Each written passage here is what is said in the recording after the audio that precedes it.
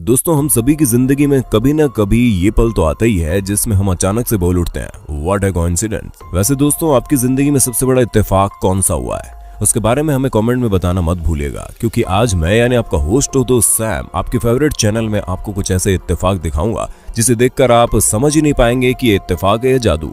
तो दोस्तों, बिना देर किए चलिए शुरू करते हैं हमारे इंटरेस्टिंग वीडियो। लेकिन वीडियो पसंद आए तो उसे लाइक करने में कंजूसी मत करना। Cosmic coincidence. दोस्तों, मार्क ट्वेन अमेरिका के जाने माने राइटर थे और उनकी राइटिंग स्किल्स के तो क्या कहने, उसी के साथ इनकी प्रिडिक्शन भी बिल्कुल सही जाती थी। दोस्तों, हम आपको बता दें, इनका जन्म हैलीज कॉमेट के आने के बाद 30 नवंबर 1835 में हुई। इन्होंने 1909 में भविष्यवाणी की कि इनकी मौत हैलीज कॉमेट के वापस जाने पर हो जाएगी, जिसके बारे में इनका कहना था कि मेरी जिंदगी की सबसे बड़ी निराशा वाली बात होगी अगर मैं हैलीज कॉमेट के जाने के बाद न मरा, क्योंकि मैं उसके साथ ही आया था और मेरा अंत भी उसी के जाने के बाद होगा। जिसके बाद दोस्तों, ये बात सुनकर पूरी दुनिया चौंक गई, क्योंकि हैलीज कॉमेट के जाने के दूसरे दिन ही हार्ट अटैक से इनकी मृत्यु हो गई। खुद की मौत की तारीख तय करने वाले ये बेहतरीन राइटर 21 अप्रैल 1910 को दुनिया को छोड़कर चले गए। A killer prediction. दोस्तों, अब जब मौत की भविष्यवाणी की बात हो रही है तो हम आपको ऐसी प्रेडिक्शन के बारे में बताते हैं जिसके बारे में सुनकर आप सभी दंग रह जाएंगे, क्योंकि ये कोई प्रेडिक्शन नहीं बल्कि दुनिया भर में अपने पैर पसार रहे कोरोना वायरस की प्रेडिक्शन थी, जो हजारों लोगों को मौत के घाट उतार रहा है। वो कुछ ही समय में जब आप बोलेंगे कि कोरोना वायरस की प्रेडिक्शन किसने कर दी, तो दोस्तों, डीन कॉन्ट्ज नाम के नॉवेलिस्ट की बुक जिसका नाम द आइज ऑफ डार्कनेस था, उसमें इस वायरस के बारे में पूरी तरह से बताया गया है, जिसमें डीन ने एक ऐसी बीमारी के बारे में बताया जो महामारी की तरह फैलेगी और एक इंसान से दूसरे इंसान तक पहुंच जाएगी, जिसमें उन्होंने इस बीमारी को वुहान 400 कहा था। अब दोस्तों, अगर भूल रहे हैं, हम आपको बता दें, वुहान ही वही शहर है जिस जगह से कोरोना वायरस की शुरुआत हुई। दोस्तों, डीन ने 1981 में लिखी इस बुक में ये बताया कि ये बीमारी एक वायरस होगी जो धीरे धीरे सभी में फैलने लगेगा।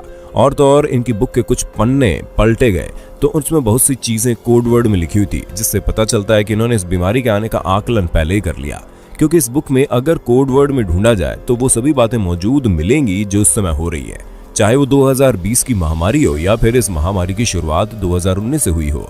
और तो और वुहान शहर तो इस बीमारी के नाम में ही छुपा है। ये स्टोरी आपको कई सारी फेसबुक पेजेस में वायरल होती हुई मिल जाएंगी, क्योंकि जैसा कि हमने आपको पहले ही बोल दिया कि इस बुक के कई सारे पन्नों में इस बीमारी का जिक्र है। ऐसे में अब ये कहना थोड़ा मुश्किल है कि इनकी भविष्यवाणी थी या महज इत्तेफाक था, लेकिन ये इत्तेफाक है तो शायद ही सबसे बड़ा इत्तेफाक इस दुनिया में हो सकता है जो इस पूरी दुनिया को इफेक्ट करके रख दे।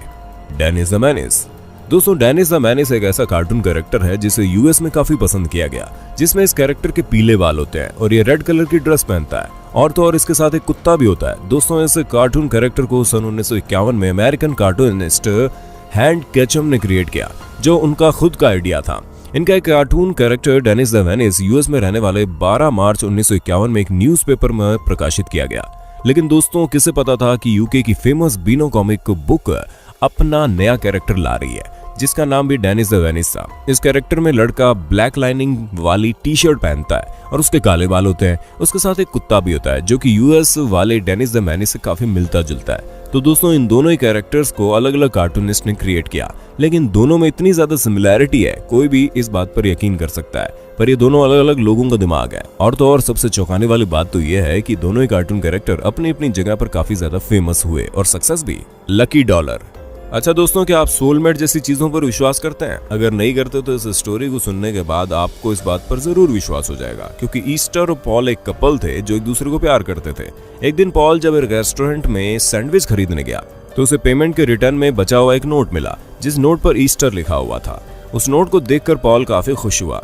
उसने वो नोट ईस्टर को फ्रेम कराकर दे दी, जिसे देखकर ईस्टर काफी खुश हुई। लेकिन दोस्तों, जब इन दोनों की शादी हुई तो अचानक से ईस्टर को याद आया कि ये तो वही नोट है जो अपने पहले ब्रेकअप के बाद ईस्टर ने उस शख्स के लिए उस पर अपना नाम लिखा था जिससे वो शादी करना चाहती थी, और आज बिल्कुल वैसा ही हो गया। Perfect timing. दोस्तों, हर फोटोग्राफर का कोई ना कोई सपना या गोल होता है कि उसे किसी ऐसी चीज की फोटो क्लिक करनी है जो उसे सेटिस्फेक्शन दे दे, और यहाँ बेनेथ क्रिस्टियनसन का गोल कड़कती हुई बिजली को कैप्चर करना था। दोस्तों, क्रिस्टन मौके का बहुत दिनों से इंतजार कर रहे थे, लेकिन जब ये एक बार नदी के पास का ब्रिज पार करते हुए जा रहे थे तब इनका इंतजार खत्म हुआ, जहां पर इन्होंने कड़कती हुई बिजली को एक शानदार फोटो खींच ली। लेकिन जब वो उस फोटो को घर लेकर गए तो उनके भाई ने उस फोटो में एक चीज नोटिस की, क्योंकि जिस नदी के पास उन्होंने वो फोटो खींची थी वहां पर कई सारी बोट भी खड़ी थी और एक बोट के आगे बहुत ही शानदार चीज लिखी थी और वो कुछ और नहीं बल्कि परफेक्ट टाइमिंग थी, जो इन्हें हमेशा ये याद दिलाएगी कि इनकी इस परफेक्ट टाइमिंग की वजह से ये अपना गोल पूरा कर सके। एफिशी प्रेडिकामेंट। दोस्तों एक बात तो हमें माननी पड़ेगी कि बिल्लियों के बिहेवियर का कुछ कहा नहीं जा सकता, वो कब क्या बिहेव कर दे किसी को नहीं पता। ऐसे में दोस्तों तब बात और भी ज्यादा चौंकाने वाली हो जाती है जब बिल्लियां कुछ ऐसा कर जाती है जिसकी कोई उम्मीद भी नहीं होती।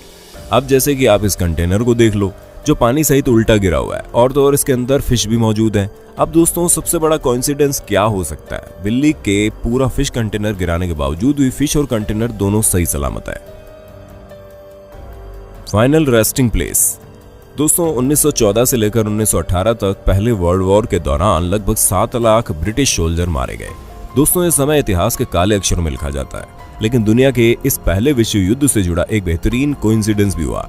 जी हाँ दोस्तों, बेल्जियम के सेंट सिम्फोरिए नाम के कब्रिस्तान में पहले वर्ल्ड वॉर में मारा गया जॉन पर नाम का एक सोल्जर जो अगस्त 1914 में मरा था, उसकी कब्र और वर्ल्ड वॉर में मारे गए आखिरी सोल्जर जॉर्ज एलिसन जो कि 11 नवंबर 1918 में गए, उनकी कब्र एक दूसरे आमने सामने थी। मतलब आप खुद सोचिए इससे ज्यादा बड़ा इत्तेफाक क्या होगा कि 1914 से लेकर 1918 तक का पूरा वर्ल्ड वॉर का इतिहास एक ही कब्रिस्तान में दफन है, वो भी 15 फीट की दूरी पर। Literary luck. दोस्तों अमेरिकन नॉवेलिस्ट एनी पैरिस एक लाइब्रेरी में अपने हस्बैंड के साथ बुक देख रही थी, तभी उन्हें जैक फ्रॉस्ट की स्टोरीज वाली बुक मिली और तब इन्होंने अपने हस्बैंड को बताया कि जब वो छोटी थी तो उनके पास सेम ऐसी बुक थी जिसमें वो कई सारी कहानियां पढ़ा करती थी। जिसके बाद जब उनके हस्बैंड ने बुक खोलकर देखा तो उस बुक के अंदर एनी पैरिस का नाम और उनके बारे में चीजें लिखी हुई थी, जिसे देखकर उनके हस्बैंड पूरी तरह से दंग रह गए क्योंकि ये वही बुक थी जो बचपन में एनी पढ़ा करती थी। वैसे दोस्तों क्या आपको कभी अपनी पुरानी चीज इस तरह इत्तेफाक से मिली है? अगर हाँ तो कमेंट बॉक्स में बताना जरूर। Poor Richard Parker. दोस्तों एडगर एलन पोल अपने टाइम के बहुत ही बेहतरीन नॉवेलिस्ट हैं जिनकी नॉवेल बहुत ही फेमस है जिसका नाम रिचर्ड पार्कर है। इस नॉवेल में इन्होंने 4 व्यक्तियों की कहानी बताई जिसमें से वो चारों एक आइलैंड में फंस जाते हैं, जिसके बाद काफी दिनों तक खाने के लिए कुछ न होने की वजह से वो डिसाइड करते हैं कि उनमें से किसी एक को बलि का बकरा बनाकर तीनों लोग उसे खाकर अपना पेट भरेंगे, जिससे 4 लोगों के मरने से अच्छा है कि कोई एक मरेगा, जिसका नाम रिचर्ड पार्कर होता है। दोस्तों उसके कुछ सालों बाद 1884 में 4 लोग शिप में से जा रहे थे। उनका शिप एक आइलैंड में फंस जाता है जिसकी वजह से उनमें से एक व्यक्ति उस नाव में गिर जाता है और बेहोश हो जाता है, जिसके बाद वो तीनों ये डिसाइड करते हैं कि जो व्यक्ति बेहोश हो गया है वो उसे मारकर खा लेंगे ताकि वो तीनों जिंदा रह सके। जिसके बाद जब इस चीज का पता लोगों को चलता है तो उन्हें जेल की सजा सुनाई जाती है। लेकिन सबसे ज्यादा चौंकाने वाली बात तो यह है कि जिस व्यक्ति को उन तीनों व्यक्तियों ने मारकर खाया उसका नाम भी रिचर्ड पार्कर होता है। डॉगी डोपेलगैंगर्स। दोस्तों हम लोग इंसानों में कई बार हमशक्ल को देखते हैं, लेकिन क्या आपने जानवरों में हमशक्ल को देखा है? हाँ आप कहेंगे जानवरों में हमशक्ल होना कौन सी बड़ी बात है, लेकिन दोस्तों हम नॉर्मल जानवरों की बात नहीं कर रहे बल्कि बहुत ही प्यारे प्यारे पपीज की बात कर रहे हैं जिन दोनों की शक्ल एक जैसी है, और तो और इन दोनों पपीज की एक आंख भी नहीं है। इसलिए जैसा कि आप खुद देख रहे हैं कि दोनों एक दूसरे को कितने गौर से घूर रहे हैं, जैसे कि शीशे में अपने आप को देख रहे हो। Deadly dart. दोस्तों अगर आपसे पूछा जाए कि आपका निशाना कितना अच्छा है तो आपका जवाब क्या होगा? खैर आपका जवाब जो भी हो, लेकिन हमें पूरा यकीन है कि आपका निशाना इन जनाब जितना अच्छा नहीं होगा जिन्होंने डार्ट से इतना सटीक निशाना लगाया। इनके टारगेट के साथ साथ एक मच्छर भी इनके निशाने के आगे हार मान लेता है और इन्होंने अपने डार्ट से उसे मार गिराया, जैसे कि आप इस तस्वीर में देख सकते हैं। Excellent find.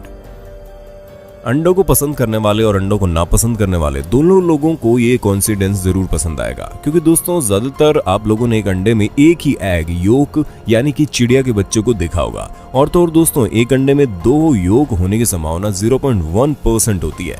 लेकिन दोस्तों तब क्या हो जब एक अंडे में 3 एग योक हो? जी हाँ दोस्तों ये पिक्चर सच में बहुत अनोखी है, क्योंकि ऐसा होने की संभावना 11 बिलियंस में 1 होती है, जो बहुत बड़ी बात है। Unexpected outfit.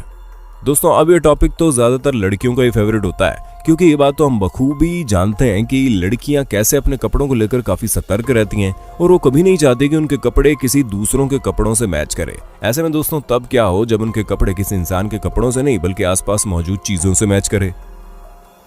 जी हाँ दोस्तों अगर आपको विश्वास नहीं होता तो जरा खुद ही देख लो कैसे इस लड़की की टी शर्ट पर बनी लाइनिंग इस ग्लास की लाइनिंग से बिल्कुल मैच कर रही है। वैसे क्या आपके साथ कुछ ऐसा कोइंसिडेंस हुआ है? अगर हाँ तो कमेंट बॉक्स में बता दो। दोस्तों आज के लिए बस इतना ही, आपसे वक्त हो गया है अलविदा लेने का। आपको हमारी वीडियो कैसी लगी हमें कमेंट करके बताना, और इंटरेस्टिंग वीडियो लगातार देखने के लिए हमारे चैनल को सब्सक्राइब कर देना भाई साहब।